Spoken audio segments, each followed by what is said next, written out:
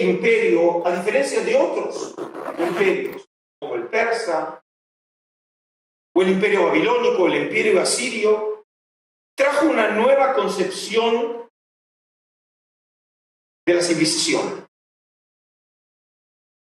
Y en este caso, Isócrates,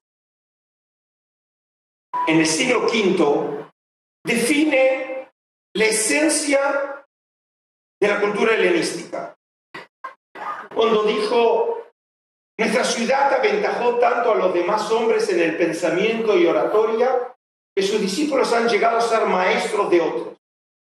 Y ha conseguido que el nombre de griego se aplique no a la raza, sino a la inteligencia. Y que se llame griegos más a los partícipes de nuestra educación. La palabra en griego es paudeusis, que a los de nuestra misma sangre. La frase que yo remarqué en rojo es una verdadera revolución conceptual en el mundo antiguo, según la cual la identidad de una persona no pasa más por la sangre o por el territorio, sino por la cultura. ¿Quién era en el mundo antiguo un egipcio, un babilonio, un asirio o un griego? Aquel que hubiera nacido en ese territorio y además que fuera precisamente perteneciente biológicamente a una familia de griegos, de egipcios o de israelitas. Pero el mundo griego, con Alejandro, trajo una nueva concepción, según la cual el griego no tiene que nacer griego, no tiene que nacer en Grecia, sino que tiene que adoptar la cultura griega. Es decir, una persona que hable griego, que piense como griego, que se comporte como griego, que adopte las prácticas griegas, es un griego aunque haya nacido en Persia o en Egipto. Es decir, por primera vez en la historia la identidad ahora pasa por la cultura. Y eso es lo que caracteriza al mundo griego. Ahora, lo que es fascinante es, si nosotros comparamos el texto de Esdras 9 con la ideología etnocéntrica que aparece, por ejemplo, en el Deuteronomio 7, en donde se habla claramente, en donde, a partir del versículo 1, el Señor, el Dios vuestro, os va a hacer entrar en el país del cual habéis de tomar posesión. El contexto literario supone que son las ordenanzas de Yahvé, el Dios de Israel, a Moisés antes de entrar a la tierra prometida, y echará de vuestra presencia 7 naciones más grandes y poderosas que vosotros: los hititas, los gergeseos, los amorreos, los cananeos, los fereceos, los heveos y los jebuseos. Y cuando el Señor vuestro Dios haya hecho caer estas naciones en vuestro poder y vosotros las hayáis derrotado, las destinaréis a la destrucción y no haréis con ellas ningún pacto ni les tendréis compasión. Tampoco emparentaréis con ellas, ni casaréis a vuestros hijos e hijas con los jóvenes y los muchachos de esas gentes, porque ellos harán que vuestros hijos se aparten del Señor y adoren a sus dioses. Y entonces la ira del Señor se encenderá contra vosotros y os destruirá en un abrir y cerrar de ojos. Es decir, vemos claramente aquí que hay una ideología de separatismo, en donde cuando comparamos las razones expresas en Deuteronomio 7 frente a Esdras 9, ven claramente que hay una ideología diferente. La razón por la cual se fija ese separatismo en Deuteronomio 7 es el miedo a la idolatría.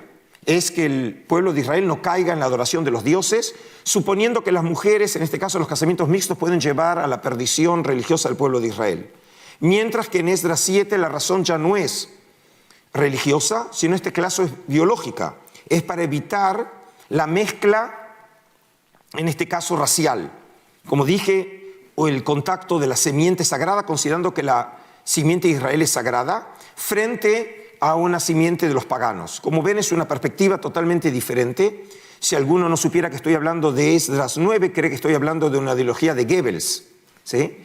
Es decir, estamos hablando frente a una perspectiva en donde la identidad de Israel tiene una base biológica, que obviamente no se aceptó en Israel, pero en este momento vemos esa pugna entre dos ideologías, y es dable mencionar que esta ideología separatista con base biológica probablemente se originó en el exilio babilónico.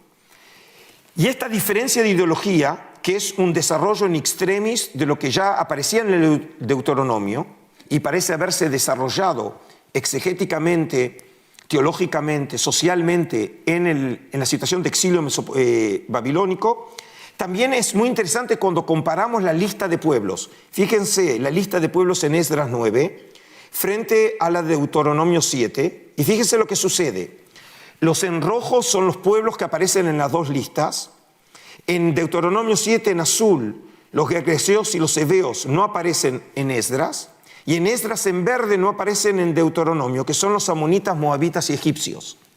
Ahora, si ustedes tienen presente la tierra de Israel, primero el Deuteronomio hablaba de 7 pueblos cananeos, mientras que los moabitas y amonitas están ubicados en el actual Jordania, que es el este de la tierra de Israel, mientras que los egipcios es al suroeste de Israel. Es decir, lo que vemos que el círculo de pueblos prohibidos de Israel se está ampliando. Lo que muestra otra vez es una ideología que se va exacerbando, precisamente el separatismo. Todavía no hablamos, y este es un punto importante, no estamos hablando de sectas, pero vemos que es el comienzo de una ideología de separación. Is going to be v'nichlata, he is going to be cut off from his people. This is a very strong language, and this is a language to secular Jews or Jews who believe that they're culturally Jewish. There's no such thing as being culturally Jewish, as straight Bubamaish Stuyot, it's wives' tales. The Torah says here, the identity of Israel is bound up with the covenant and keeping mitzvot. The moment a Jew separates itself from the observance of Torah and mitzvot, specifically here from Shabbat, it mentions that person's soul is cut off from among Amicha, its people. So you can say, hey, I'm culturally Jewish, I have a last name Berg, Stein, whatever. Torah says we don't care. Okay, if you're not holding mitzvot, your cultural Judaism means absolutely nothing. That's a Western, a Western ideology. It doesn't work in the Torah. Sheshet yamim yaseh, it says melacha uvayom hashvi'i, and therefore you shall do work for 6 days. But the 7th day, Shabbat Shabbaton Kodesh LaAdonai, is going to be a complete day of rest that is sacred to Hashem. Koha oseh melacha bayom hashabbat mot yumut, and therefore whoever does work on Shabbat will be put to death. Now, death here is not something immediate. It's not something